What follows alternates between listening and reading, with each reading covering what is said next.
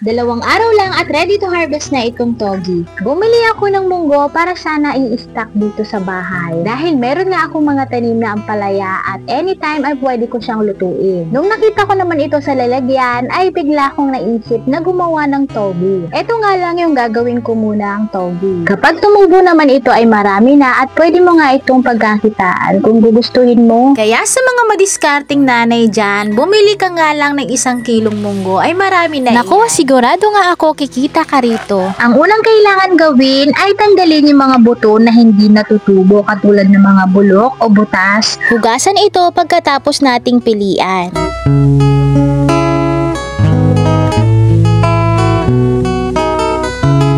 Sunod naman ay kailangan natin siyang ibabad sa loob ng 6 na oras nang sa ganon ay mas mabilis natin siyang mapapatubo. Habang binababad ko yan ay kumuha na nga ako ng tray na butas-butas. Kailangan po kasi na de-drain yung tubig. At sa mga walang tray na butas-butas katulad nga nito, ang ginamit ko ay steamer. At kung wala ka naman steamer, kunin mo muna yung takip ng electric pan mo at lagyan mo nga lang ng tela. Yung ginamit kong ang tela ay di kulay. Mas maganda kung meron kang telang itim. Kapag naman magsasalansan ka na ng mga buto sa tray, ay make sure lang na hindi sila patong-patong at nagsisiksikan. Nang sa ganon ay pantay-pantay yung kanilang pagtubo.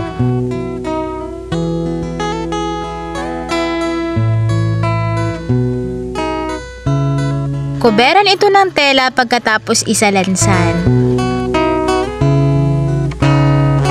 Basahin ito ng tubig at siguraduhin basang-basa yung tela.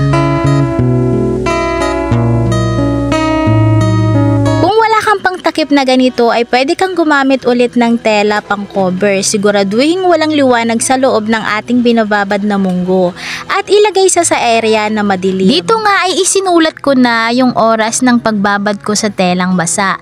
Every 4 hours kasi ay kailangan siyang babasain ulit at i-drain. Pagkatapos ng 24 hours, ganito na po yung itsura niya. Meron ng mga tubo. Uulit-ulitin lang po natin siyang basain every 4 hours hanggang sa maging ready to harvest na siya. Pagkatapos basain ay ibalik lang ulit sa area kung saan madilim. Pagkatapos ng 1.5 araw, ganito na po yung kanyang resulta.